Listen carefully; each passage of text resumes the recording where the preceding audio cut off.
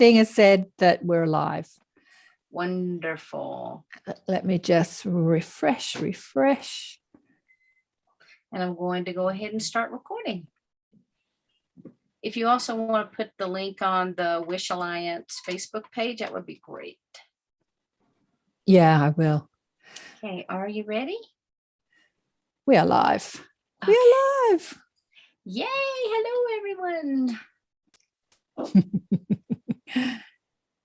So good evening, everyone, and welcome to the Conscious Awakening series. I'm your host, Sheila Seppi. I'm here with my co-host, Swain. This is her last night with us. We're coming to the end of a beautiful, beautiful month. And for those of you who are not familiar with Karen, she is a teacher of Teachers for New Earth. She's the founder of the Accentuate the Positive Media. So check her out. Go to her Facebook page, Karen Swain. And Karen, if you'll put all your contact information in the chat, because people will be able to access that, that would be awesome. So tonight, we have a special guest with us, Jane Elworthy, and she is going to talk with us about her experience of discovering that she was an ancient temple drummer, and she has brought a lot of this beauty and technique with her through to this lifetime. And so she's going to share a little bit of that with us in just a few moments. But what I'd like to do right now is I want to share my screen with you. And I want to bring up the upcoming events that we have happening on Portal to Ascension. Wow, there's a lot of stuff open here. So let's go ahead and pull this up. This is Karen's page right here, ATP Media. This is on her YouTube channel, so you can also check her out there. And if you haven't subscribed already, please do so and like. And what I'd like to do right now is bring you to the Wish Alliance's website. You can check us out at wishalliance.org. You can sign up for our bi-weekly meetings on Monday and Thursday nights simply by coming here and subscribing. Then we always list some of our upcoming events. This Thursday night, we have on our Cosmic Conversations, Phil Gruber, Marina Serene, Geraldine Orozco, and Tia Ashkra. And this will be a phenomenal event. It starts at 6 p.m. Mountain Time. And then I'm already promoting our August event. This is our hybrid conference called Anchoring Higher Consciousness for August 27th, 28th. You can go to our site to read more about that. And then our partner, Portal to Ascension, has a couple events coming up. You can check them out at portaltoascension.org. You can also click on any of these photos on our page to go to the sign up page and to find out more information, like this event coming up, Heal the Divine. That will be Tuesday, June 7th. It is a free event, so please click on it, check it out. This is another free event coming up, Deepening Connections with the Law of Creation. This is a 4-part series. And then we have Phil Gruber presenting the Feast Day of Mary Magdalene. That's Friday, July 22nd. So you can check that out. Also, our other partner with us is with Alan Steinfeld and New Realities. So I want to give him a shout out and thank him and Neil, because they always will repost all of the events and meetings that we have here on their YouTubes. So right now, what I'd like to do is to stop sharing my screen, and I want to come back because Susie is with us tonight, and she is going to start us off with a beautiful song. Thank you, Susie. Well, for those of you in this country, it's Memorial Day, and we honor the veterans, fallen veterans, but I don't really like war that much, but I thought I'd sing to all of the spiritual veterans, not just fallen ones, those that have gone before us, but those that have carried space for us for a long time, like Barbara Lamb. And our presenter tonight I said she's been doing this for 30 years. I've been doing this for 53 years. We need some of us veterans. So this song is for us, okay? It's the battle of the ages. Gaia's army is exceedingly great. It's just a minute. It's the battle of the ages. Gaia's army is exceedingly great. It's the battle of the ages. In the armor we are arrayed. And Gaia utters her voice before her army. Surely her camp is very great. Strong are we as we manifest the truth. Strong are we as we manifest the truth. We rush on the cities, we leap on the walls, we run into the houses, and we enter in the windows like a thief in the night. Before us, the earth quakes, and Gaia utters her voice before her army. Surely her camp is exceedingly great. Strong is she who carries out the truth. Strong are we as we carry out the truth.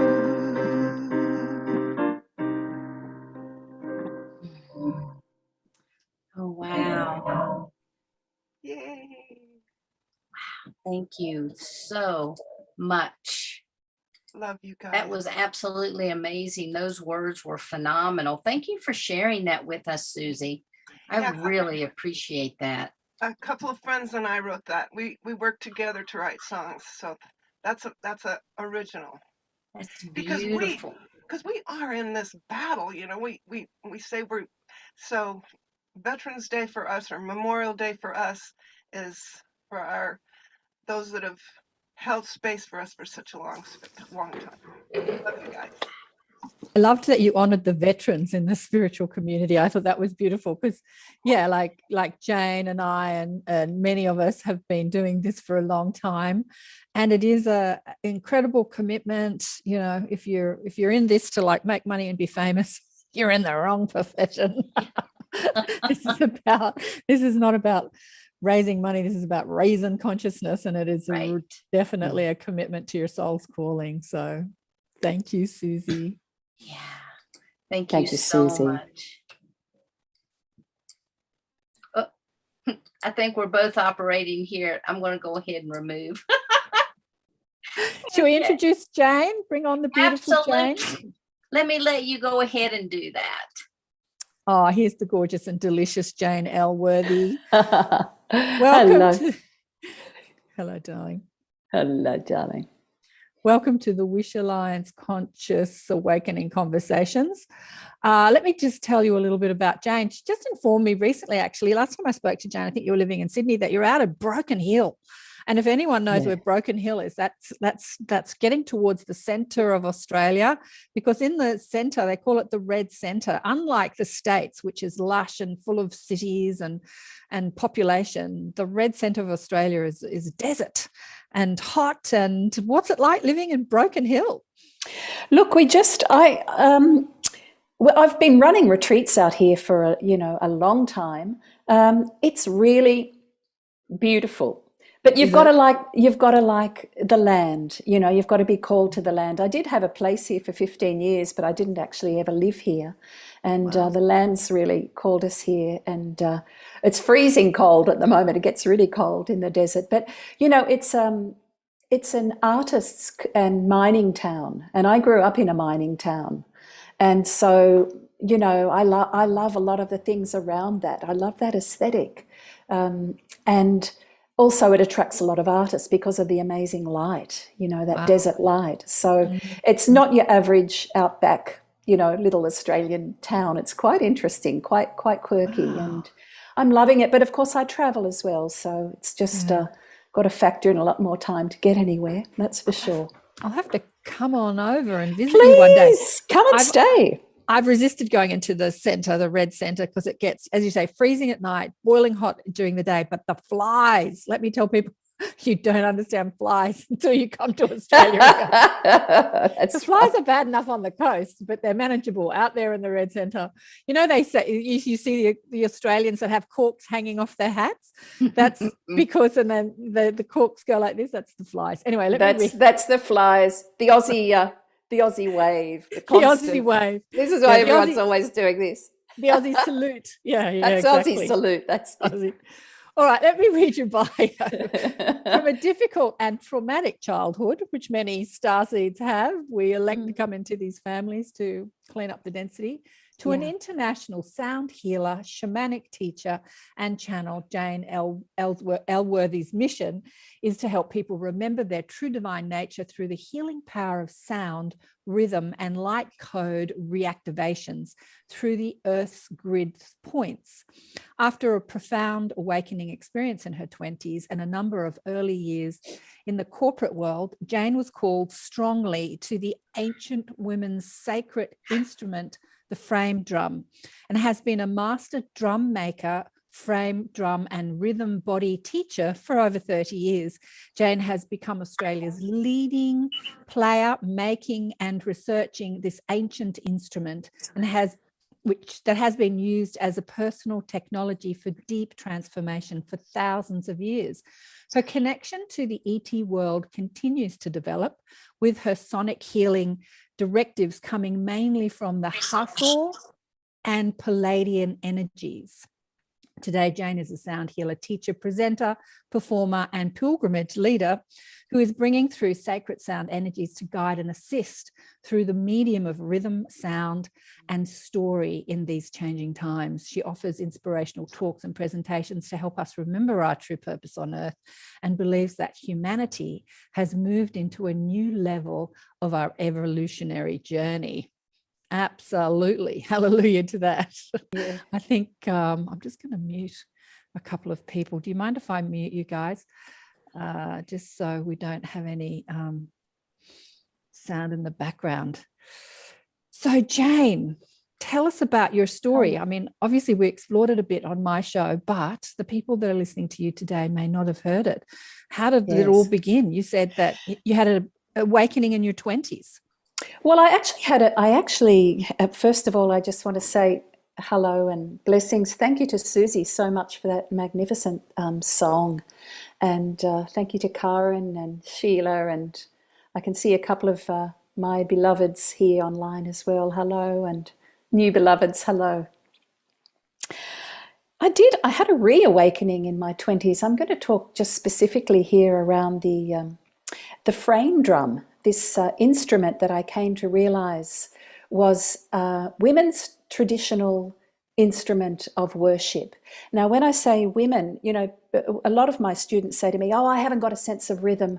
Only black people have rhythm." And it's not that. It's that just that rhythm was taken away from white European women much earlier. And I will talk a little bit about that and about my journey back to finding that and researching. So what happened for me at the beginning was I grew up in Newcastle, in working class Newcastle, which is a mining town north of Sydney. And there was no music in my family. There was no anything much in my family. And I was coming home from school one day, and I had to walk past, to get to the bus stop, a little music store in Hunter Street, Newcastle. And in the window, there was a drum, just a small, very much like this one you can see here, just an open at the back, a small little drum. And I was either 12 or 13, I can't quite remember. I was in high school. And I was just absolutely, something in me went doing, and I was just so drawn to this little drum. And I don't know why. Had no calling to rhythm or to the drum, but I knew that I had to have it. And so I eventually, every day I'd go and look at it, and eventually I plucked up the courage to go inside the music store, and I lay-byed it. And for some of you, I don't know if lay-by is a thing in the States, but it's where you pay for it before you get the items. So it's not a big thing now, but every week I'd pay my $2, until eventually, I'd paid it all off, and I was able to get this little drum. And I took it home, and it was late afternoon, and I sat on the old green couch at home, and I held this drum in my hand, and I smelled it. I just lifted it up to my nose and got this smell of animal. And then I held it up to the light, and I saw, like, it was sort of backlit, and I saw all these veins in the skin. And something in me I just went boom. I went into a profound altered state. It was the smell of the animal skin and just the textures. And I guess it was my first shamanic experience. And I heard a voice that said, when you grow up, these are the smells. I don't remember the exact words, but something like, these are the smells and the feelings and the textures that you'll be working with when you grow up. And that there was something around that connection with something other than how I was being forced to live at that time, that gave me an immense strength. And something in me knew then that there was much more to how I was living and what I was having to live through. So I eventually forgot all about that voice. And, I think I actually hocked that drum. I think I probably got $10 for it and put it towards my escape for when I was 19. I, went and lived in England for a few years and became a punk in the 70s. And just forgot about everything to do with spirituality, because up until then, the voices had been coming, just reminders that this will change. It won't always be like this. And I'd always just pushed it away because there was no forum for a girl of my background with what I'd been through to actually absorb that level of love and light that was trying to contact me. So I did everything I could to just, make it go away. And I know this is a common story for light workers. But I came back to Australia, and I was working in the corporate world. I'd moved to Sydney. This was in my early 20s. And I went to Sri Lanka on a holiday. And there in the just a tourist store in Kandy in Sri Lanka, I saw the same sort of drum, just a simple, flat, round drum. And I didn't even remember at this stage about the experience I'd had when I was 12 or 13. But again, I was just called to it, and I bought it. It came home in my suitcase, and it lived up on the wall as a sort of like a couple of those ones behind me there, just as a decoration. And one afternoon, my housemate and I were having a wild party. And, we got out all the saucepans to play, and we got out all these things to bang on to make music. And down off the wall came the drum. And it was the first time it had really been played. And my friend was playing it, and she was going wild on it. And she was playing it with a fork, with the pointy end of a fork, and put a hole straight through the skin. And a friend of mine said, I know how to skin a drum. Come to my studio sometime and I'll show you. And so he organised for me a new skin, and we went to his studio, and I soaked the skin as he taught me how to do. And when I lifted the skin out of the water, I had the smell, the rush of the smell that I'd had when I was 12. And I went into, like Marcel Proust and his story about when he tasted the biscuit, he remembered everything from his childhood. When I lifted this skin out of the water, I had this absolute rush of memory, not only of that experience when I was 12, but of, I've done this before. I've done this for lifetime after lifetime after lifetime. It came through the medium of smell and texture for me. And so I knew that this was, and I remembered the voice that had said, when you grow up, these are the textures and the smells that you'll be working with. And so I just listened to that voice, and I quit my job in the corporate world, and I ended up moving into a little studio space in Annandale in Sydney. And I just started skinning everything I could. I got animal skins, and I got old sewer pipes I started with, and I'd put a skin on them, and I didn't know what I was doing. I just was following the guidance that I had to do this. And eventually I got to a point where I realized that I needed a teacher. And this was Sydney in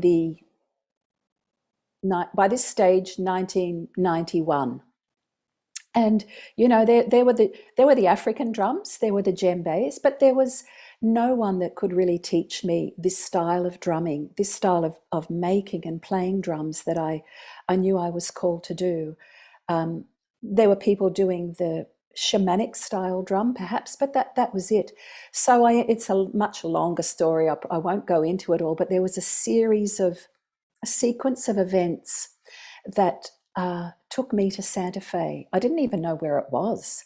I actually just went into the Adyar bookshop in Sydney, and I was looking through this magazine. Some of you may know it was called Shaman's Drum, and I thought, oh, that'll have some drums in it. And I saw a drum in that, and I rang the guy. This is before internet. I rang him in America and said, can I come and be your apprentice? And he was, after he recovered, we sort of organized it, and I actually ended up going over to Santa Fe and learning about these drums. It didn't actually work out with him, but I found someone else. It's a whole sequence of events, as these things always are. But I was at a friend's place, and I, on her coffee table, I saw a flyer for a man called Glenn Velez. And he was this beautiful man with long black hair and a beard, holding this little drum, just like the original drum that I'd been called to when I was 12, and just like the drum that I'd been called to in Sri Lanka. And he was just standing there with this tiny little drum. And so I thought, I've just got to go to this concert. And I went to the concert in Albuquerque, and there was this man standing on stage, just alone, with a stage full of these drums. And I was just completely in awe. And he stood there for 2 hours playing different styles, Indian, Azerbaijan, Irish, so many different styles of these drums. And my mind was just completely blown. And again, I was into an altered state of knowing that this was my instrument, and it was the instrument, even though it was a man playing it, it was the instrument from thousands of years ago of women and of my lineage, of my heritage. So I cornered him backstage at the end of it and asked him, could I learn from him? And found out that he was, at that stage, and perhaps still, the master, the world master of this little type of instrument, like this and other larger ones, called the frame drum. And so a whole other world of the frame drum opened up to me. And so I'll just stop the story just there in case anyone has any questions. I see all these things flying by on chat, but of course I can't get to them. Sheila, do you want to say what you've written here? Oh yeah. Well, I was just saying that I love making drums too, and Yay. I have a drum workshop that I'm doing in July, and it's a 4-day process for me. And so I can't wait to hear how you make your drums. But there's nothing like pulling that hide out of the water after it's been soaking. It has such a, I don't know, it's such a grounding aroma to it. It does have a grounding aroma to it. And it's also the moment, I think with drum making, and certainly that was my journey for a long time before I learned the intricacies of playing the frame drum. We're taking a dead bit of animal and a dead bit of tree. That's the truth of that, and we're it's an alchemical process where you're bringing them back together in a new form, and there's a blessing and also a responsibility in that. And I think when you lift the dry, this is where the healing came for me. But in a nutshell, you take something that's dry and that is dead in its current form. And that was me. There was something that had dried up in me. And when I lifted this skin out of the water, it's like a rebirth. It's like this dry skin softens and changes form into a new being. It's a rebirth. And so that was the healing for me. And that's what I committed to in my drum making, was for the animal and the tree, and also for the people that came to make drums with me over, what's been 30 odd years, that there's an opportunity to be birthed into something new. Mm-hmm. It's quite an amazing process. And I'd love to see your drums, Sheila. Yeah. Sheila, I know you've got questions because you love this shamanic stuff. So do you want to?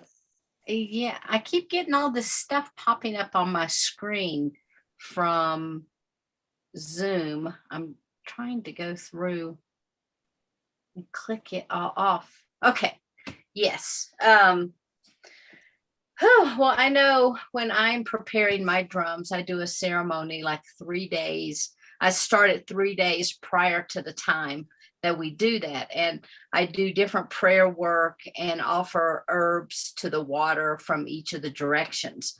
And then on the last day, of course, when the people come, we do the ceremony where we're taking the berries and putting that back on, bringing the bones, of the drum back to life. And we have songs that we sing. I gather the water from the river that's on the property where we are. And it's one of the most, probably one of the most enjoyable teachings that I offer to people, because for me, when you're making that drum, you're putting your life force energy also into that drum. And then we have a period of time where that drum rests. And then we do a birthing ceremony, kind of like, I have children also that we teach, and they make a little line and they come through, the new drums come through, and the children sprinkle cornmeal and they sprinkle flour and, different things, different flowers and stuff on the drums. And then the whole time they're telling it to wake up. So it's kind of like, wake up, wake up, wake up. And it gets louder and louder and louder till finally, they start beating their drums. And when they do, there's just like this explosion of energy that just ripples out to everybody that's there witnessing that. It's phenomenal. I mean, there's so many different ways of, bringing that energy back to life, like you say. Oh, Sheila, that's so, so beautiful. And I completely agree with you that it needs to be a whole process. And, you know, I think if you're going to bring a sacred object into the world, make it sacred. And there's enough crap in the world. And, you know, and so, yeah, I have a different process, but I certainly do it over a longer period of time. And it's also important for me that people begin with the whole skin. So they can see where this is where the head of the animal was. This is where its front legs were. This is where its hind legs were and its tail. And people can go, oh my God, I'm really working with a living divine being here. And they get the responsibility of that transformation from something to, you know, to something to a new being in a way. And for me, it was important in the early days of my drum making. I don't do it now. That I learned how to skin the animal. And I moved after being in New Mexico. I moved back. I moved to the Blue Mountains, just west of Sydney. Excuse me.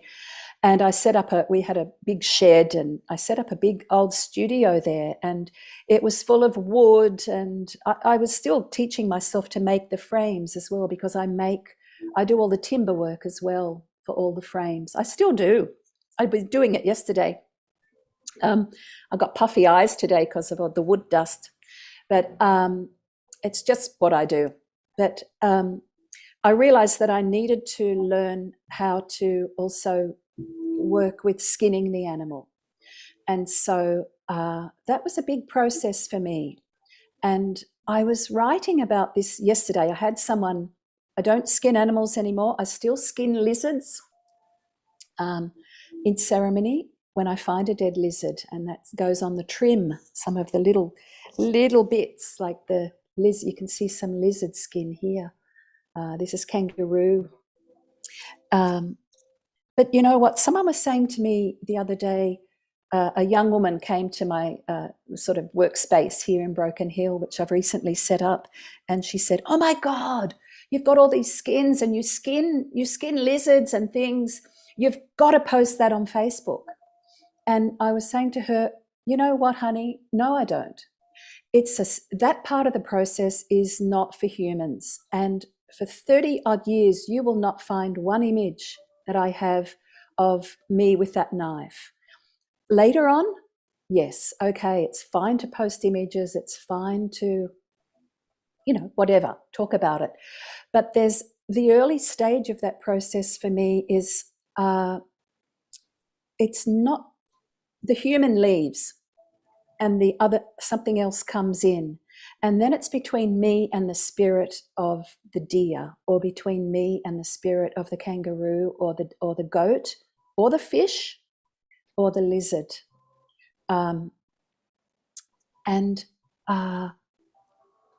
It's a deep communion with the animal on that level. And like I said, I don't do that anymore, except for lizards and fish. But I needed to learn how to do it. And so that was an incredible part of the process. And I really get that right back then when I was 12, that's what they were meaning. It's been a very hands-on thing and a very private thing. And yeah, I could have marketed it more, and everyone's like, "Oh my God, you could have been famous." And, you know, maybe I am known for it, but it just hasn't been that for me. It's, you know, I've compromised in a lot of things in life, but I haven't compromised on that one. And, beautiful. Jane, I'd love to hear you talk more about, you know, connecting to the galactic lineage and the Hathors and the Pleaidian sound oracles, because it's such a beautiful journey to have that groundedness of the shamanic and the spirit of the earth and the animals, and then going up and connecting to the higher civilizations and bringing through. Yeah, I'd love to hear how that all happened. Yeah, absolutely. Happy to talk about that. What I'm getting right in this minute is to offer just a brief sounding with voice and drum, if that's okay, just to call those energies in to the space and as a blessing for everyone here. And Beautiful. Remember to Let- change your sound up on the left corner to original sound on. original sound On. Yeah, on. There we go. And you might need to unplug your, I don't know, maybe not. Well, Your- I'll just have a your little mic. test if that's okay. This is a drum that I made in 1992. I find different handles from trees and I embed them. This is what I call a ritual drum. I embed them into the frame of the drum. I skinned this deer in 1992, so she's still one of my babies.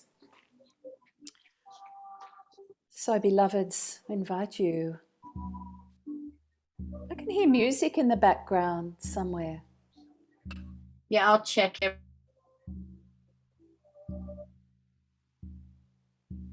That's gone now. That's good. Thank you.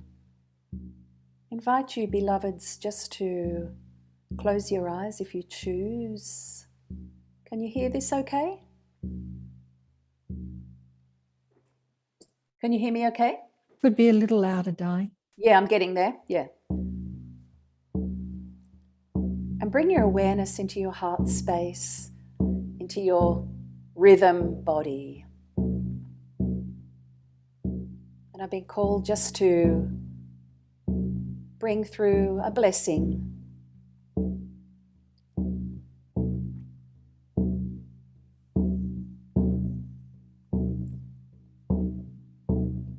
Aki shai ai sela a antuklai mai noi. Hey, so salaka a mai noia.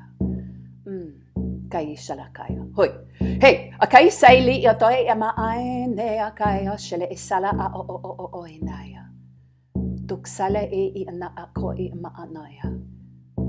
Ko shale hoi akai e me isala a andoi I nia. Shaana ai e magdakai ole e isala kalaya. Noina.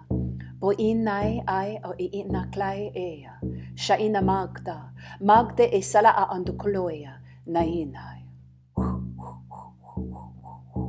Isala. Koti alese. Poloklehi tai ho.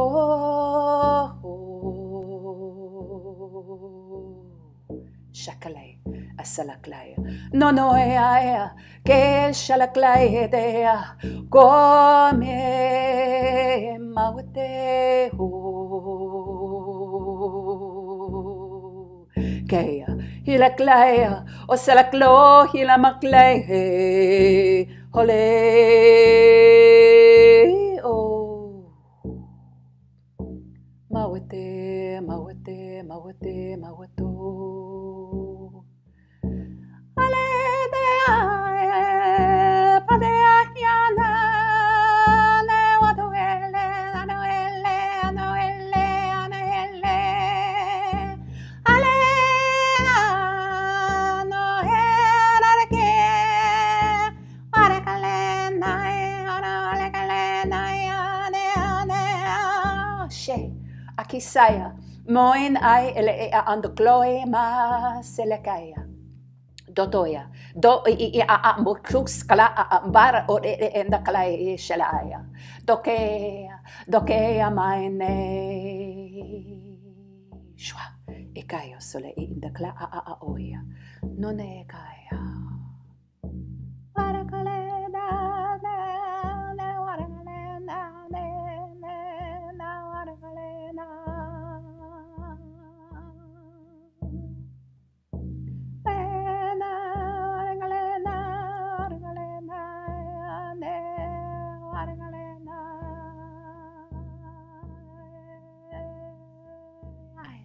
Shikaya sai su shu shu shu shu shu shu shu.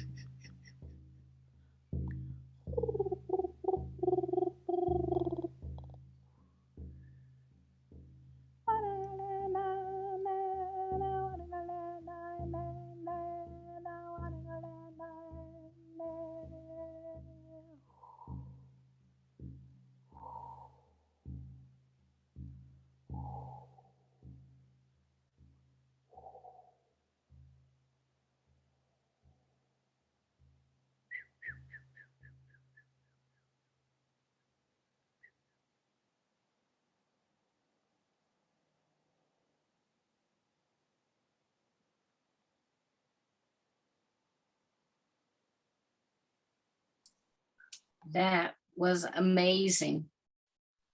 Absolutely amazing. Now, do you ever record your singing, and do you have any CDs or digital products? I do. It's on my list right now that we've finished renovations at this new place to do more recordings. There's a lot more coming up very soon, but I have an MP3 CD called Hathor Love Song, which is from the Hathors, and it's playing more. I'm playing the frame drum, but also it's mainly channeled from the Hathors with my my gold bowl that's in a particular frequency. Maybe we'll get to that. I also have another piece that came through from the Pleaidian energies called the Dance of Dirt. That's much more earthy as well. I feel like it's not quite finished yet, but it is on the website, and I'm also in the process of getting a new website that should be up by the end of this month. It's technology has been we're friends now, but it's a slow thing. Karen's taught me to say that.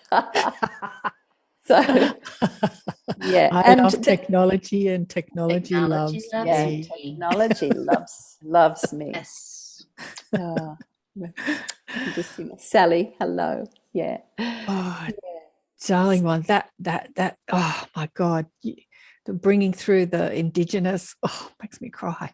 The indigenous sounds, which is, the indigenous Australian sound, the original people, well, the Aboriginal people, but the original people that who are Palladian starseeds, aren't they? Connected to they're Pleiadian starseeds, absolutely. And the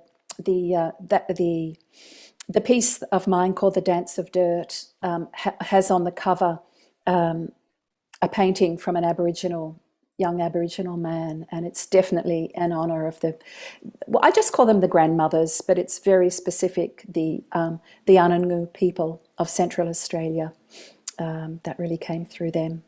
Yeah. Yeah, beautiful.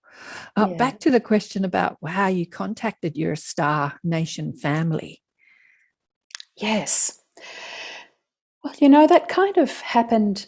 That was very early on for me. I was always in contact with beings of the other realms when I was very young. I had a constant companion who I just, was an ET.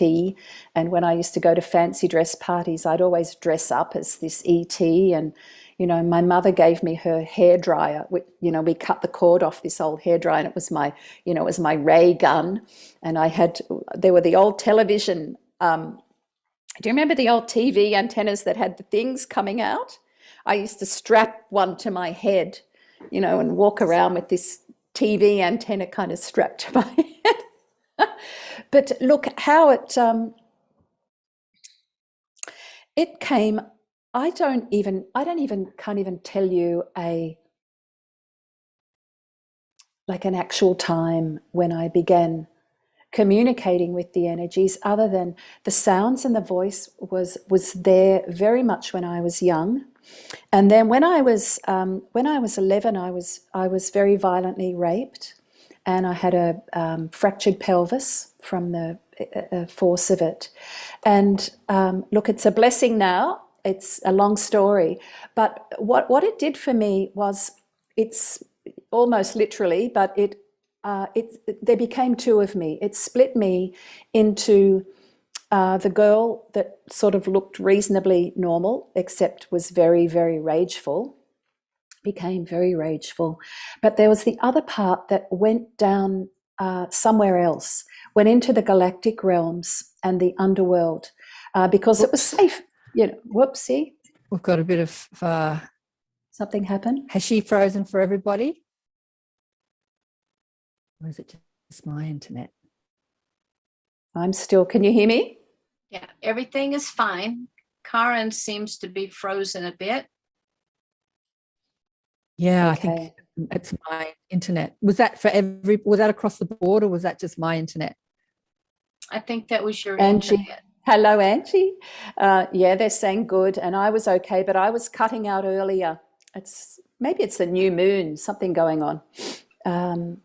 Yeah, so there was, it's like there became two of me. And I think the journey and what drum making and what the frame drum has done is brought those two bits, back into the wholeness of one being, which of course is all beings. So it was actually through the frame drum that I became connected to the Hathor energies. And so when I heard Glenn Velez playing, and I began to learn how to play the frame drum in all its many, many forms, I started to research. And again, this is before the internet. I used to go to the big old Fisher Library in Sydney and just go through ethnomusicology books and trying to find images of women playing the frame drum. And it turned out through my research over a long period of time that there are literally thousands and thousands of images of women playing the frame drum. And one of the and many of the goddesses, Hathor, Chabeli, Isis, like they're depicted. Magdalene, who's now one of my beloveds, depicted holding this very simple, small, round drum. But it was the Hathors that really caught my attention. And I'll just see if I can. Technology is my friend. Technology is my friend. Technology is my friend. What happens if I do that? Can you see something there? Yes, we can see your image. So this is an image from Sumeria, from thousands of 3,000 or 4,000, I think, BC. And this is Inanna, the goddess Inanna. And you can see here that she's holding one of those very simple round frame drums. Sorry, I thought I had these in. There's one of Hathor, again, holding. I meant to. This is. No, I'm going the wrong way. I might do, here's one on the top here. You can see the goddess Hathor here holding a frame drum, and I'll just flip through really quickly. Here's another one from thousands of years ago. The first known depiction, image still surviving. But there's one I wanted to find particularly. Sorry, I thought I had it separate, but I don't. Early Egyptian frame drummers.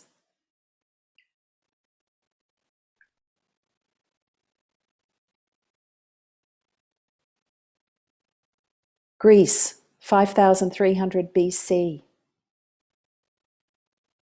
India. Here's one of the goddess Hathor. You can see the cow ears playing to the god Horus, the god of the underworld. It was when I discovered this image that I went, there was something around, I lived most of my life in the underworld. Now, I'm just going to get out of that. What do? I go stop share. Here I am. I lived most of my life down in the underworld, and yet here I was being called to rise up and through this new instrument and offer to the underworld rather than bloody well live in it all the time. So I started researching particularly Hathor, and as I found hundreds and hundreds of images of Hathor playing the frame drum, I realized that it's depicted as a goddess in ancient Egyptian times, but of course that's anthropomorphized. There's the group of beings called the Hathors, and the Hathors come from near Venus, 5th and 7th dimensional beings. And I found that their energies, I just started as I was playing to see images of the Hathors. That's how it came. It sort of wasn't all that dramatic, really. And then I found that what I discovered was that there's a whole lineage of the Isis, Hathor, Magdalene lineage. That's a whole lineage where the frame drum was consistent the whole time, all the way through. And so I've remembered your question, Karen, about the galactics, but it really did come very much through this earthy side. And it wasn't until I could be grounded through the drum and through rhythm and through working with wood and working with timber that actually I was anchored enough to then channel.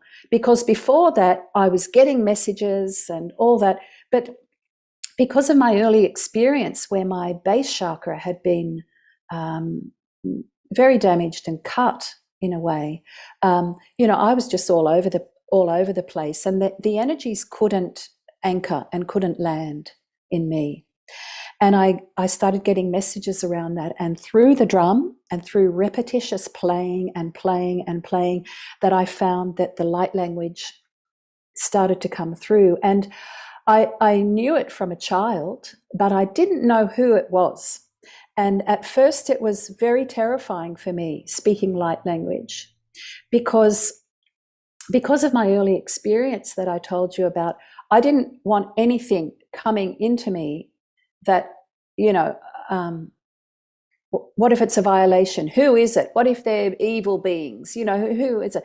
And so for a long time there was a real struggle in me. No, I don't want it. I don't know who you are, until I just got familiar with, yes, this is the Hathors. This is them.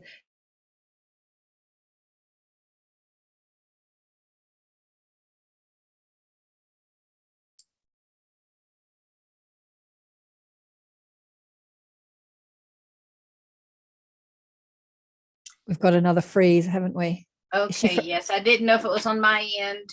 Yeah, I think everybody. I think it's actually Jane's internet. Okay. Which has been remarkable considering she's way out in Absolutely. What a phenomenal story, and what a beautiful storyteller. I know, beautiful, isn't she? The drums are she's amazing. frozen. Yeah, Susie, she's frozen. It's been a fun day today because I think she's popped off. She'll pop back on because I've had a hacker on all the streaming platforms posting spam, rude stuff, and I've been trying to deal with that. It's been fun today with the technology. I love technology. Am I here? Yeah, she is. You're back. here. Yeah. I'm back. Well, for some reason, the slides just showed back up on my screen. I don't know. Anyway. I know, we're having fun today. Yeah, maybe the solar flares, Diana. You're right. Yes. Anyway. So, yeah. And then, it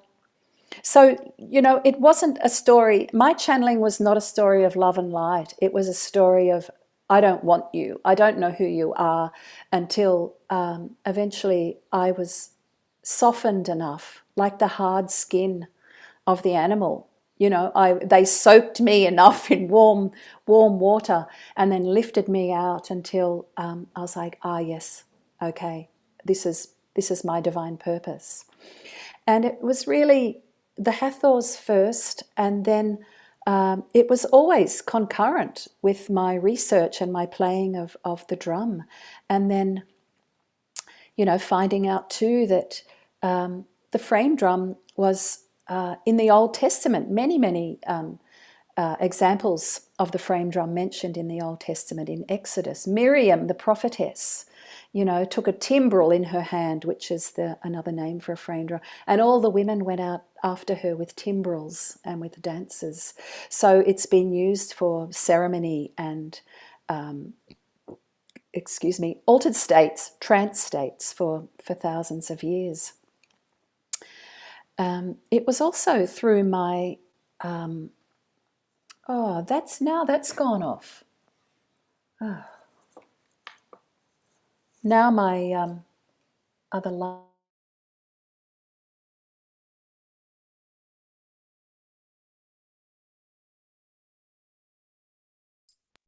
Oh, fun and games.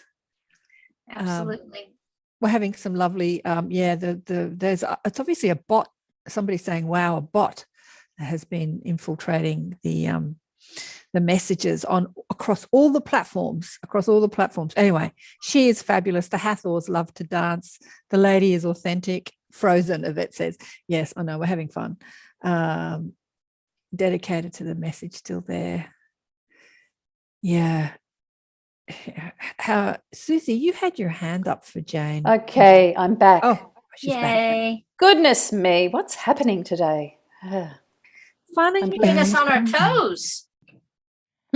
Keeping us on our toes. Yeah, Yes. keeping us on our toes.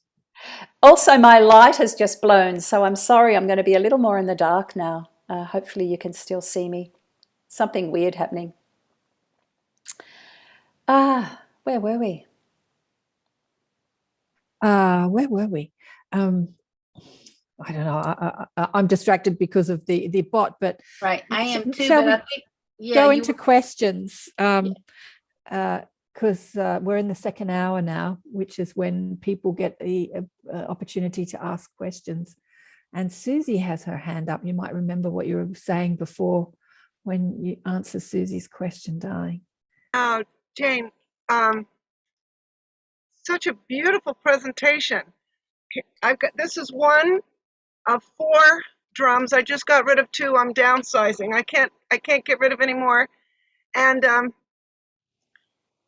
I have never made a drum though, so I hope Sheila, because that was so inspiring. Oh my God! Now about 40 or more years ago, I went to a drum circle, and I'm almost 6 feet tall, and this girl was barely 5 feet tall, and she had these 2 big conga drums, and she was playing them, and she had 100 people, and it was just magnificent, and she kept calling me out to lead, and I've been leading drum circles ever since. Wow. My most magnificent one was 8,000. Now, I didn't lead this one, I just got to participate.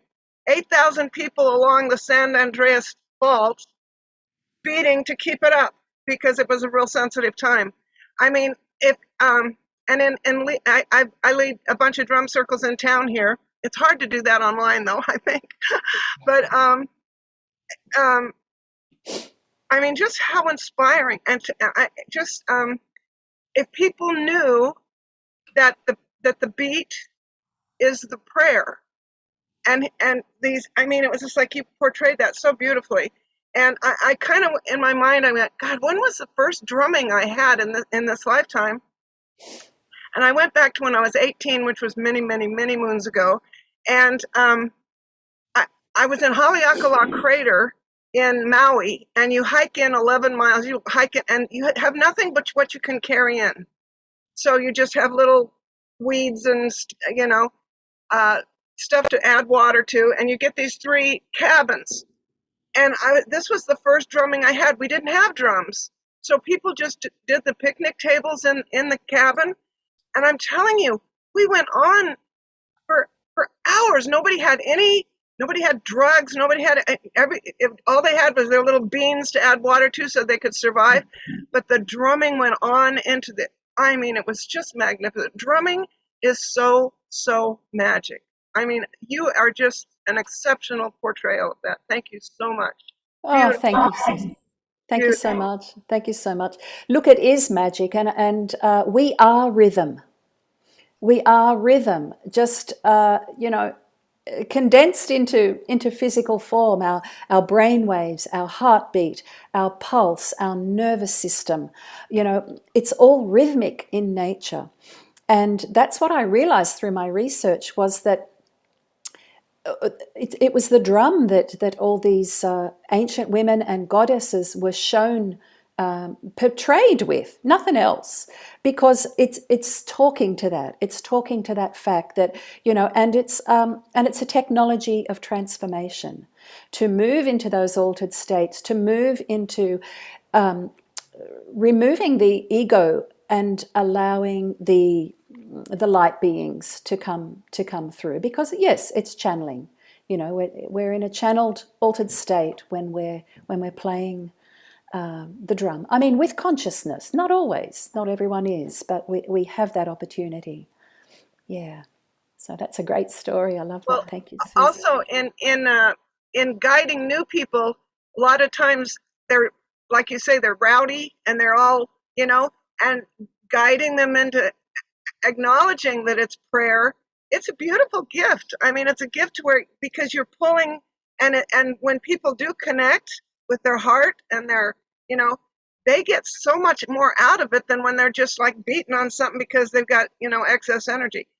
Guiding new drummers is a really beautiful thing. So I just think you're awesome. Thank you, Jane. Oh, thank you so much, darling. Yeah, well, it creates a more, when we drum together with conscious intent, it creates a morphic resonance, as Rupert Sheldrake talks about. And that goes somewhere, like our thoughts, like our actions. We create something bigger than the sum of its parts. And that's an offering that we can give out, a rhythmic offering, plus our voice, out to the world. And so one of my main ways, is through that medium. And when it's coupled with the channeled sounds, it's very powerful. Yeah. Beautiful. Loney, you have a question? Thank you, Susie. Thank you, Susie. Hi, I love hearing about drums. I love drums. I'm drawn to drums. I have made 2 in a sacred manner. Actually, I think Sheila was with me with one of them. And I think one of the things that I've noticed about the drum is that we cut the hides beside each other for our drum. We cut the hide.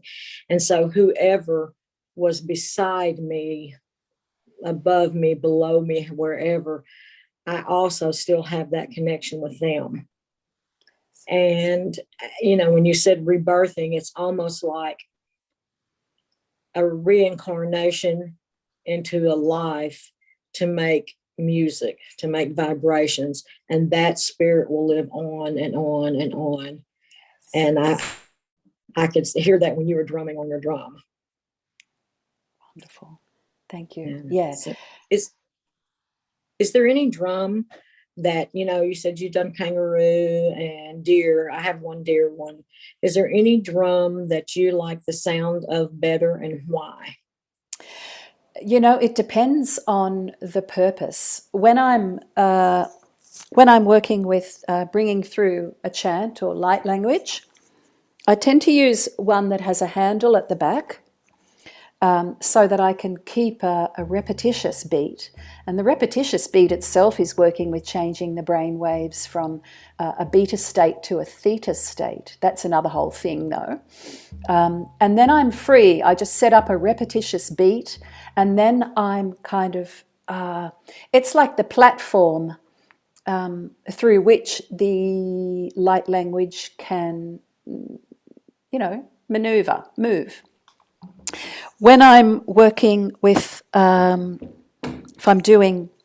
playing, if I want to move the energy, or if I'm working, sometimes another energies that I work with quite a bit are the mantid energies, so the praying mantis energies. And that's like a psychic surgery where they're very sharp sounds, very staccato, and I think I read, Sheila, that you work with these energies too. Mm-hmm. For me, very sharp staccato. They're working with through the medium of sound and rhythm, cutting through density. I find that they're not sentimental. They're loving, but not sentimental at all. In fact, I don't find any of them sentimental. So I tend to use this style of drum more, which is the sort you saw more with Hathor. This is the traditional size and shape that women played, evolved from the grain sieve. And then you can get some very,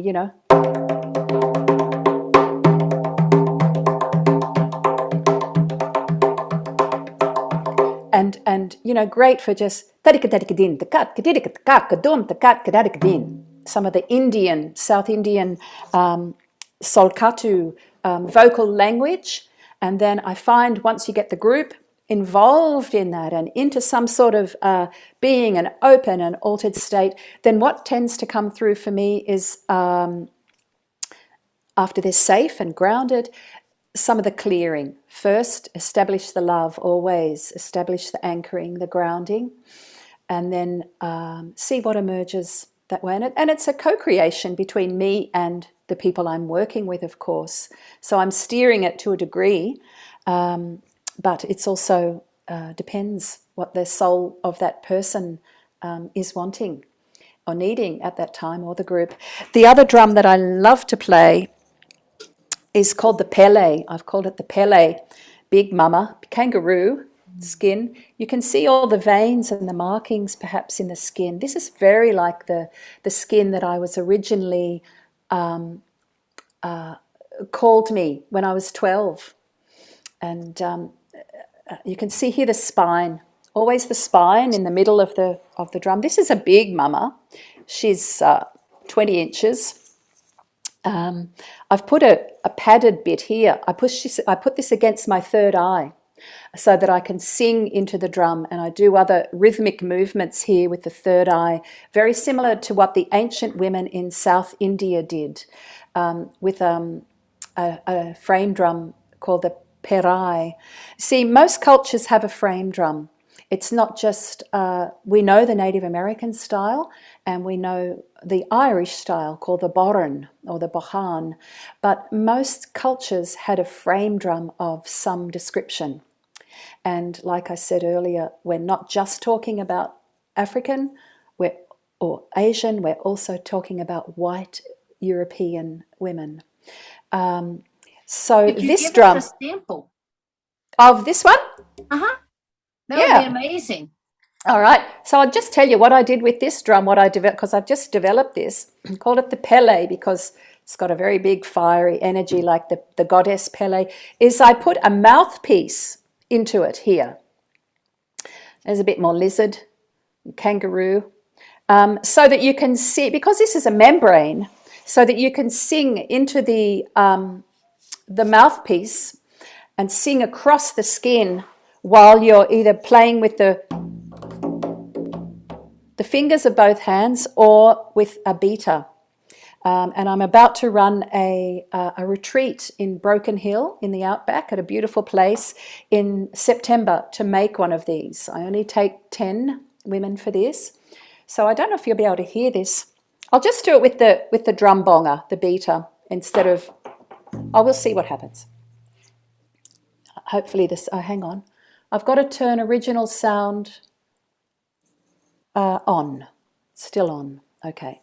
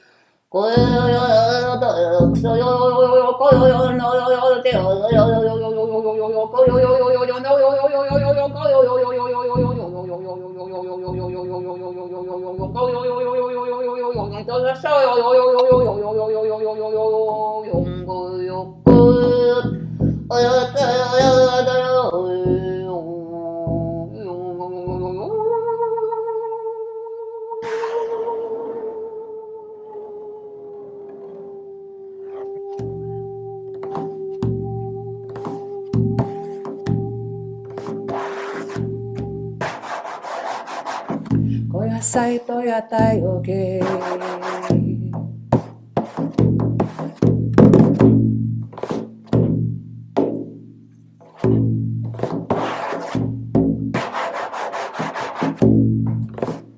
Taka taka taka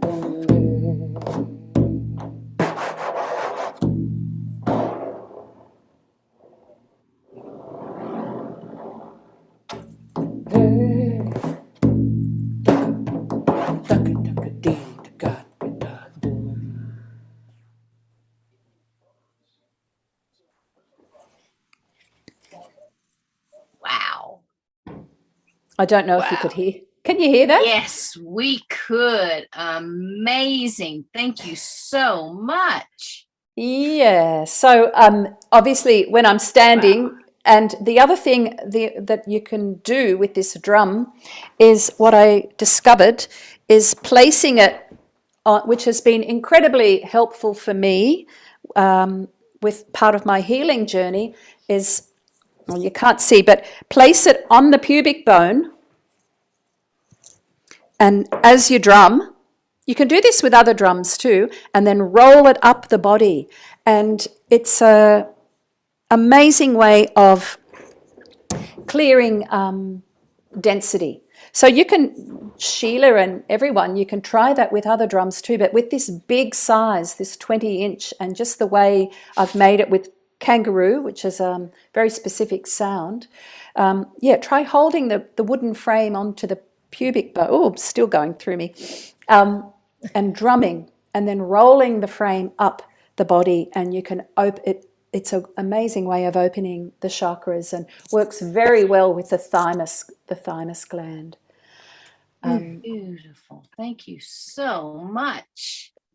Thank you You're very so much. welcome. And Rachel. Tiny little taste. Hi, Rachel. You have a question for us. Great to see you. There we go. Sorry, there were things covering where the mute button was, so I had to move it up. Hello. Hi, Jane. So nice to see you. Hello. Are you the one that said you were born near Broken Hill? Was that you? No, No, that was someone else. Okay. I haven't been to Broken Hill, although I would really love to. It sounds just beautiful. It is good. Yeah. It's weird, but it's really good. I can do weird. Yeah. First of all, thank you. I find I resonate deeply with your story, and we have a lot of parallels.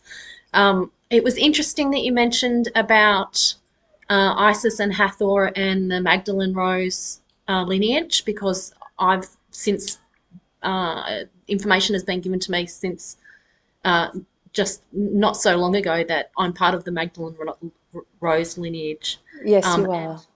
Hathor has been coming through. There she is there.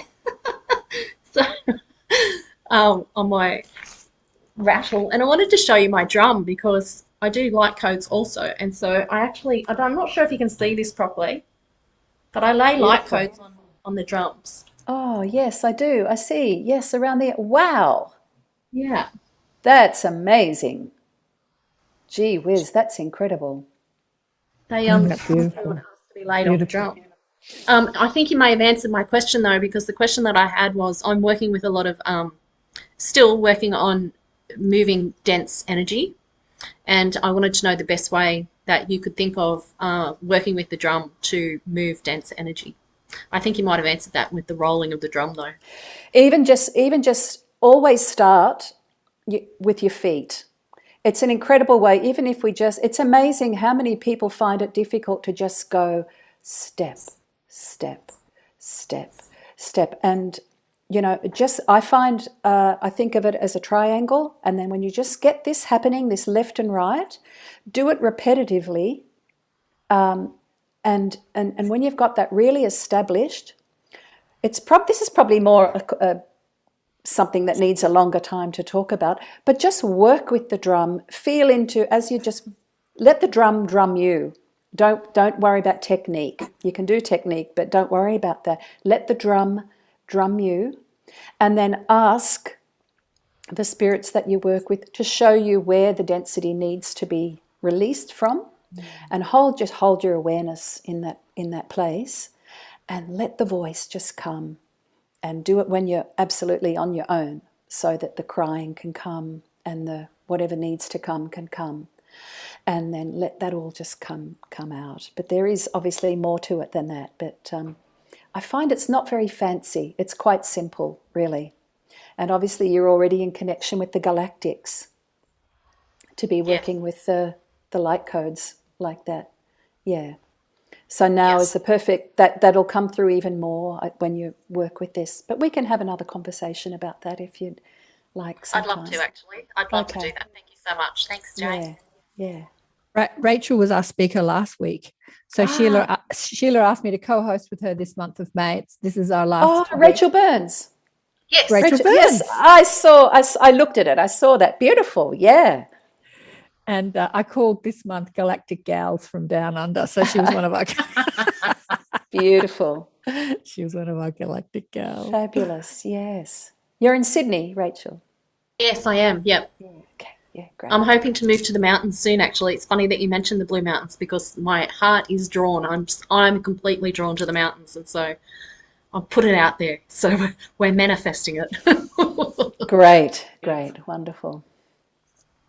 Thanks, Jane. Yeah, thanks, Rachel. There was so a much, Rachel. There was a question here, actually. Where is it? Susie, no. Somebody asked if you have a message for us. I can't remember where that was now. I think that was Gina, Dr. Gina Pickering, almost. Oh, doctor. Gina, did she? Oh, okay, yeah. I don't know. Do you want to? Channel a message. Oh, you mean a light language message or a? Just I suppose Whatever comes to you. that you can hear me, Jane. Hi, Who's that? Is that you, Gina? Gina. Yeah. Hello, Hey, Gina. Hey. Hey, Yeah, hey. just hey. I suppose like maybe like a bit bigger picture. You know, you're working with this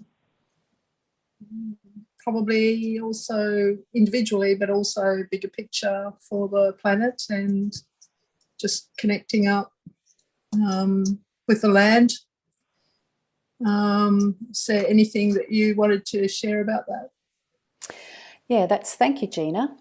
The rhythm and the voice and the drum are the most powerful ways that I know of working with activating the light codes in the land. And that is what, Gaia, she's in one way she's absolutely fine. And in another way, she needs help. Now, I know in this land, Australia, some of the Aboriginal people actually closed down some of the energies. There were like keys that were locked, areas that were locked. And I've been working with Aboriginal people, and particularly the I can still not even, it's so long, Andamathanya people in the northern Flinders Ranges, and they work specifically, that area is working with the dragons, and which is the rainbow serpent. So part of my mission, and I think part of what so many of us are called to do, is work with the earth healing, with working with Gaia. And so I'd really, again, just suggest to tune into a sacred place. Like Rachel, when you get to the mountains, I can recommend some places. I lived there a long time, where there is a portal energy, and we could discuss that longer too. A vortex and a portal energy, and you are a sacred being of sound already, I think is what I want to say. It's just that we haven't necessarily, we don't know it, we don't believe it, we haven't accessed it. Just trust what comes through. I like to just keep it pretty simple, but that we are beings of sound. We're sacred sites walking around on the planet all the time. Think of yourself as a sacred site and ask, what would a sacred site do in this moment? I find it really helpful. Or what would a master do in this moment? When I'm getting caught up in 3D and what would a master do? Or what would me as a sacred site do right now? So I think the message for me is get onto the land and see what comes through you. It's not that it can't come through an apartment, but offer it. You're a direct conduit then when you've got your feet on the earth, and see what comes through and what you can offer. The Aboriginal people have an expression, napatji, napatji. It means I give you something, you give me something, and it doesn't mean an actual object necessarily. It's the law, talking about the law of reciprocity. So offer to the earth, and you'll receive something back. And, even when we meditate, that takes a lot of angels for us to get into that meditation stage. What are we offering them back? Think about that, like the shamanic state. That takes a lot of power animals to get you there in how you are. Offer back, always. It's that kind of a thing in all that you do. And with the drum, let the drum play you as much as you play it. And when you're playing it, play it to itself, play it to the drum, offer to the drum, because what it's giving back to you is incredible resonance and incredible harmonics, and the angelic realms and the other realms are riding on the harmonics. There's the main beat, boom, boom, boom, and then there are all these other overtones or harmonics that are rippling out from that. Same as we've got our physical body, we've got our auric field, we've got the main beat, we've got all these harmonics, and they are fine, they're fine, fine, and the beings are coming through that. That's where they come through. They come through there and then arise through the density of the human form and out through the magic of what we can offer, because we are in human form, our voice and our prayers and our rhythms. I don't know if that answered the question, but sort of just what popped out. Perfect. Beautiful. I'm just going to pop your website in the chat. Is it still janeelworthy.com.au? Yep. It's janeelworthy.com.au or .com. The other website is Return to Light, but it's .com.au. Otherwise, you won't get there.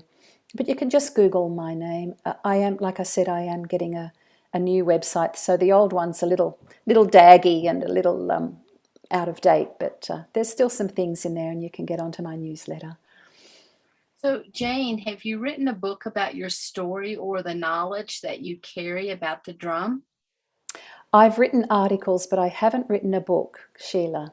No, but I've thought about it, and I haven't as yet, but I think I should. Wonderful. Okay. Melinda on YouTube says, I was questioning my connection to the sacred land today. Thank you for the confirmation. Ah, wonderful. Yes. That's it, isn't it? Trust. And I think going back to Karen, what you're saying about the light language, it wasn't until I trusted. They're all fine. They're all ready. They're all like, let us in, hang on, we're ready. We've got to come through you. It was me that was going, no, no, no. And it was the minute that I allowed and opened that, and then I could develop the relationship of, I know the frequency now of the Hathors. I know this is the Pleaidians, and this is the Magdalene energy. And this is when the mantis beings are coming through. They're the main ones. Yeah, Dr. Lawfan and that Dr. mob. Lawfan. Yeah. Yeah, that mob. Who did you hear about Dr. Lawfan from? I heard about him from Ananara. Did you hear about him from Ananara? No. No? No, I don't know who I heard about him from. Maybe it was, I Or can't if any- think of her name. Can't think of her name. Ananara Grace? Ananara Grace, yeah. Is that her? Yeah. I think we're Facebook friends. Facebook friends. Yeah, Dr. Lawfan. She told me about this 7-foot praying mantis called Dr. Lawfan about 20 years ago.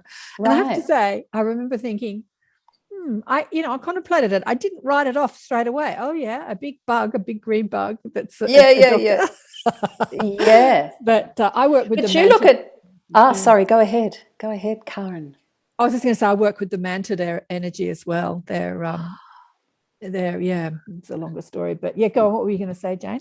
I was just going to say, if you look at some of the bark paintings from up in the northern part of Australia, the X-ray ones, they have incredible paintings of the insect beings, lightning man, and sort of very much the mantid looking one. And the ant beings, yeah, the ant beings, and they're connecting to the ET realms, and we just think, oh, isn't that cute? They're honouring some of the beings that they see in the landscape. It's way more than that. They're sophisticated in their own way. They're talking about who they're communicating with and who's communicating through them. Absolutely, and a whole body of whole body of stories gets developed around that. Beautiful. Susie, you have another question for us. Well, just you're just so inspiring. I just love this, and it may I'm gonna start drumming more and more, and it made me remember one other experience. I was camping in the for about 6 months in a tent up in northern Florida forests, and I was just camping and this whole huge, they called them, it was a pagan festival, and they had drums. They had these 3 big drums, but I'm telling you, they kept that same beat, and little drums would come, and people, it was, I don't know how to explain it, but people felt responsible to keep the prayer going.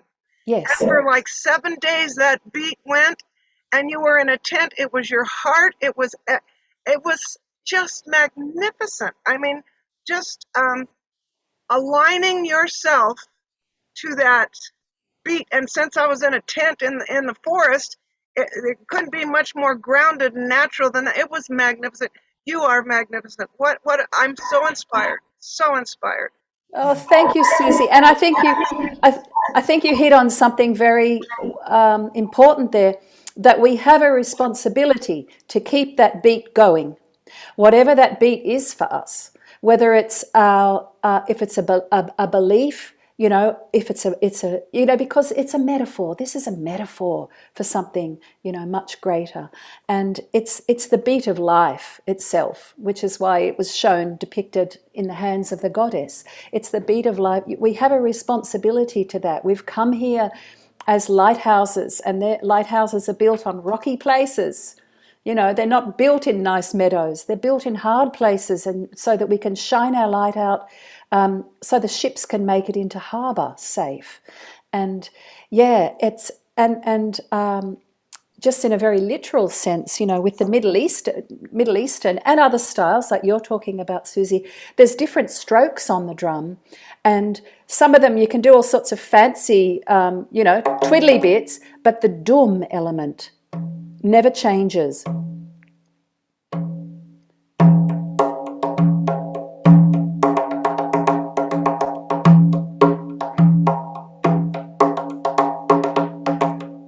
Because, say with Middle Eastern, for example, everybody else is working off that dum, dum, dum. It's the water element in that style of frame drum, and all the fancy little twiddly. You can get as fancy as you like, but the pulse stays the same. And there we get into the difference between pulsation and rhythm. They're different. At the level of pulsation, we're one. Boom. Wow. Boom. But at the level of rhythm, which is an overlay, we're all individual. And so, you know, back in the 90s and 2000s, it was sort of, well, I know for me, it was like, we're all one. And so I don't have to do anything because we're all one. And now it's like, yes, okay, we're all one. And now let's get on with our individual mission. Let's make that a given, that pulsation is through everything, every being, every rock, every tree, every human. And let's make it a given. And now move into our individual mission. And that's our rhythmic overlay over the top of the pulsation. And we're seeing that now. So many extraordinary things, you know, coming out. And we're doing that. We're doing that right now with this collaboration between the Wish Alliance and you and me and all the people, and streaming on all these different platforms and streaming all over Facebook. It's like we're utilizing that individual mission for the good of the collective, because we're all one.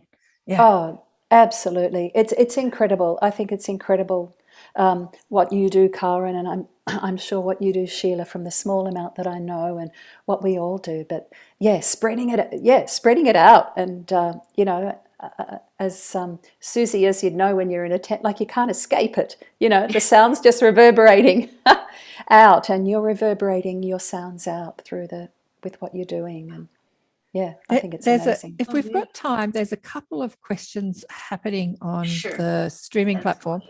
So this is an interesting question. Oh God, I've got to find it now. Somebody said, where's a good place to get a drum? Depends where you live. It's broken English. I think she's European. Why does the native will not let the men beat the drums? I don't know what she means by that. Why does the native will only let the men? Oh, so what she's saying is the natives only let the men beat the drums. Maybe during powwow. Okay, well, I do have to mention this. So I mentioned, I'm going to keep this brief. It could go on much longer. It's a whole story in itself. I mentioned that for thousands and thousands and thousands and thousands of years, the women were the drummers. And there's literally thousands of images from way, way back showing women. And it was used for childbirth. It was used for ceremony. It was used for altered states of consciousness, to connect with all sorts of different beings. And I'm talking about European women, and as well as women from all cultures. It's just that we have the documentation of the European white women in this instance. And then when Rome adopted Christianity in about 200 AD, it was actually made a heretic act for women to play the drum.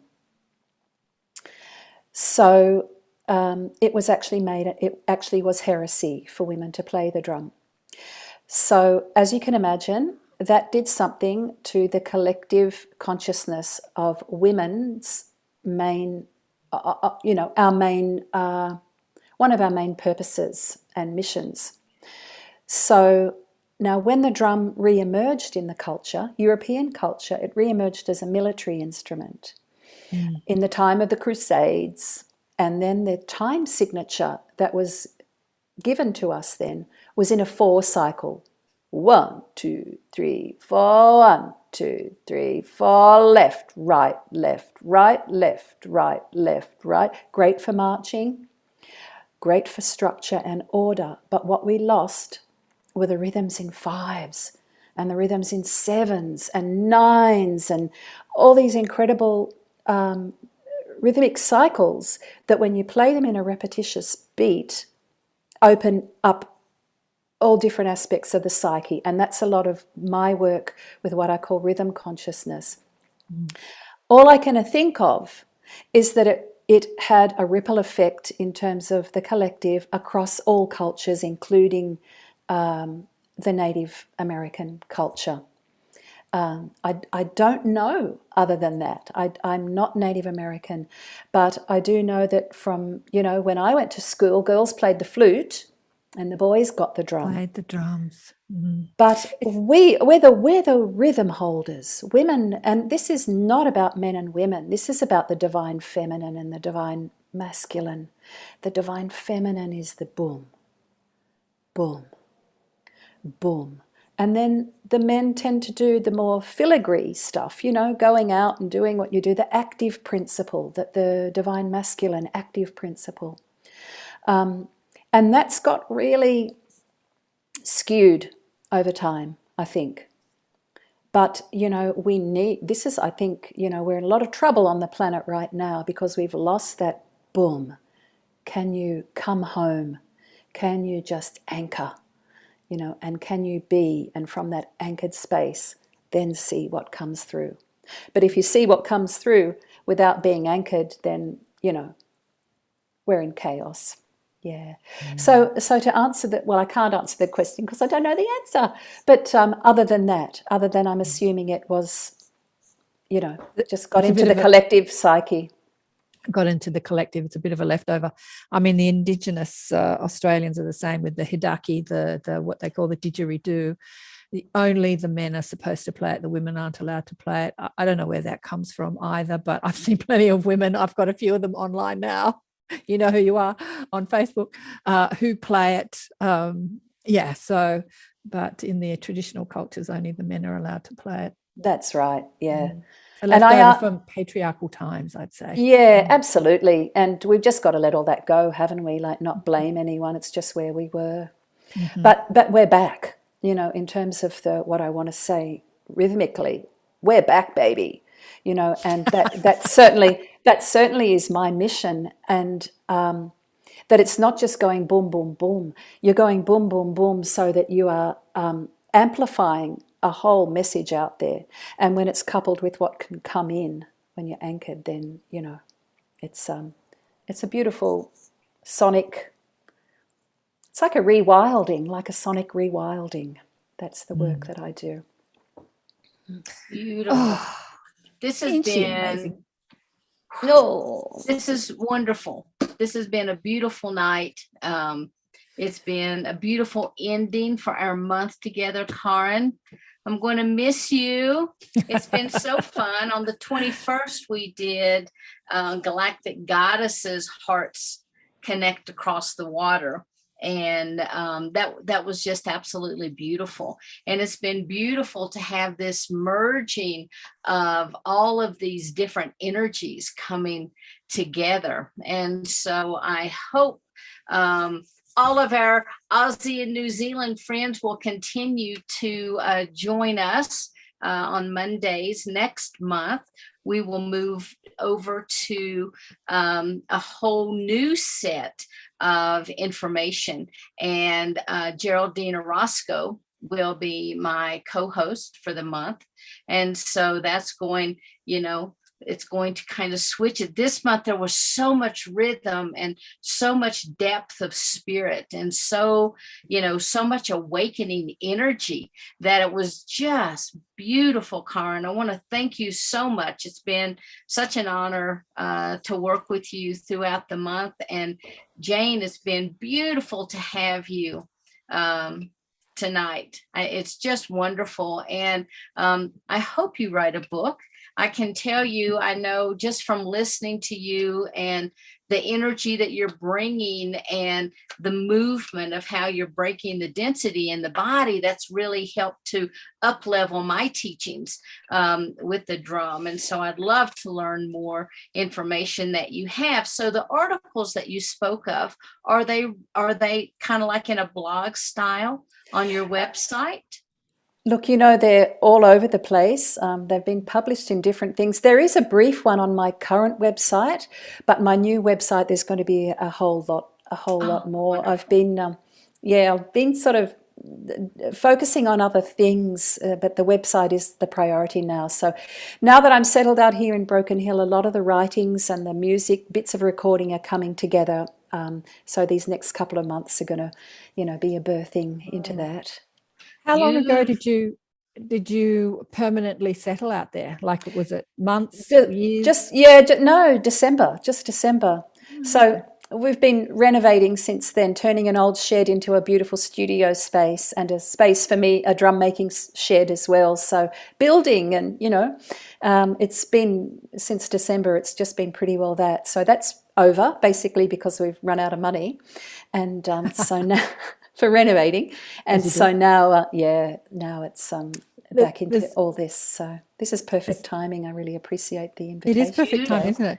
It was because somebody else that I had booked in couldn't make it because she's living in the Northern Rivers and their internet was not connected yet.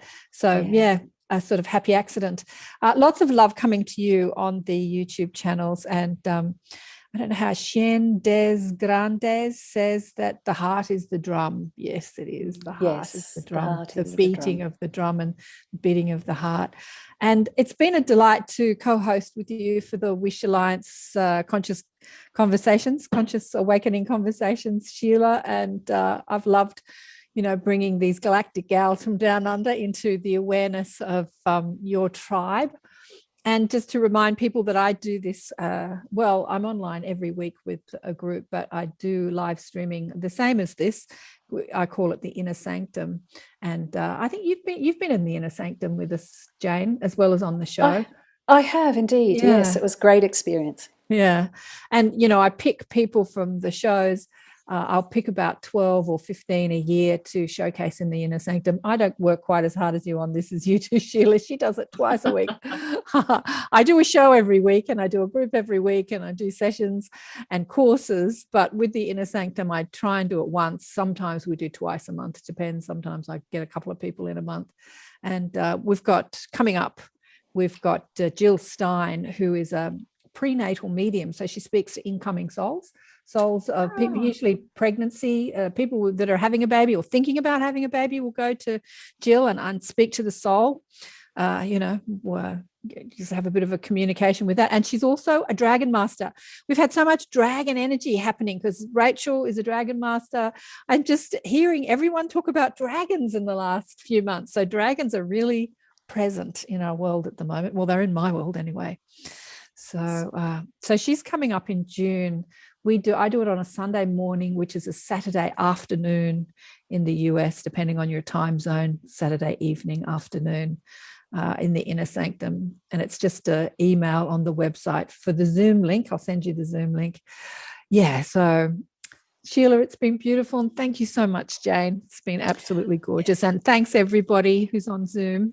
Big love to you all. Thank you guys so much. Thank you so much. Thank you. And Karen, do you want to mention your website just one more time real quickly for people? Oh, yes, it's just my name, karenswain.com. Obviously, I do private sessions, channeling what I call very irreverently the mob, but the mob include, all the ascended masters and the galactic collectives and, anybody really. Once you establish connection with higher dimensions and higher frequencies, you can talk to anybody. Dead people who they're dead to us, but they're not dead. They say, don't call me dead, I'm not dead. But spirits, spirit guides, Arcturian collectives, Hathors, anyone, the mob. I just lump them all in and call it the mob. But the archangels and whoever needs to come to speak, they speak through me to me. And I teach people how to connect to that as well. The courses that I do online are about connecting to your spirit guides or connecting to your higher self, raising your frequency enough. Because you know what? All of us are doing it all the time, aren't we, Jane and Sheila? Yes. We're all doing it all the time. It's just focusing in a way that allows you to be aware of that and just expanding that. And it's really easy. It's really easy. People think that you have to be special to do this work. And you know what? We're all special. We're all an extension of the source. So who in this world is not special if we're all God? I mean, really, this hierarchical understanding that we have as humans, he's better than me or worse than me, is just the illusion of separateness that we play with in this third dimension. And none of it is true. So when it comes to channeling higher frequencies or galactic frequencies or ascended masters or angels or anybody, anyone can do it and does do it. If you want to do it, you're already doing it. It's just being aware of that and allowing your frequency to, strengthen that. Like you said, Jane, you sort of grounded before you established that connection to the higher frequencies. That's really very important to do that. Yeah. So, we're all doing it all the time. Yeah. So thank you so much. And thank you again for being my co-host. Rachel, thank you for being our speaker last week. And Jane, thank you so much for being here with us tonight. Thank you. And next week, tune in, same time, when Geraldine will be my co-host for the entire month. And this Thursday, then we have Geraldine, Marina, Tia, and Phil, who will be presenting for us on Cosmic Conversations. So I look forward to seeing everyone. And until next week, namaste. Many blessings, everyone. Bye, Bye, everybody. beloveds. Bye. I love you. I love you. Thank you, Karen. Thank you. Thank you. Bye-bye.